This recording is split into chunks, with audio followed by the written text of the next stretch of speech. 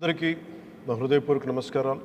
ఎన్నికల సమయంలో ఎన్డీఏ కూటమి ప్రభుత్వం ఏర్పరిచిన వెంటనే పంచాయతీరాజ్ వ్యవస్థని బలోపేతం చేస్తాం, ప్రభుత్వ పనితీరులో పారదర్శకత, జవాబుదారీతనం తీసుకొస్తామని మాటిచ్చాం. ఇచ్చిన మాట ప్రకారం ఈ నెల 23వ తేదీన దేశంలో మునుపెన్నడీ జరగని విధంగా రాష్ట్రంలోనే 13,326 పంచాయతీల్లో 4,500 కోట్ల రూపాయల నిధులతో 87 రకాల పనులతో గ్రామాభివృద్ధి చెందేలా, 9 కోట్ల పని దినాలతో 50 లక్షల కుటుంబాలకు ఉపాధి కల్పించేలా, మహాత్మా గాంధీ జాతీయ గ్రామీణ ఉపాధి హామీ పథకం కోసం ఒకే రోజున గ్రామ సభలు నిర్వహించి తీర్మానాలు చేస్తున్నాం.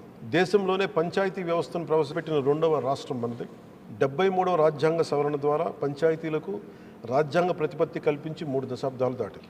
ఇప్పుడు 2వ తరం సంస్కరణలతో పంచాయతీ మలిదశ విప్లవం మన ఆంధ్రప్రదేశ్ రాష్ట్రం నుంచే మొదలు పెడుతుంది. గత 3 దశాబ్దాలుగా ప్రతి స్వాతంత్ర దినోత్సవానికి, గణతంత్ర దినోత్సవ వేడుకలకు మైనర్ మేజర్ పంచాయతీలకు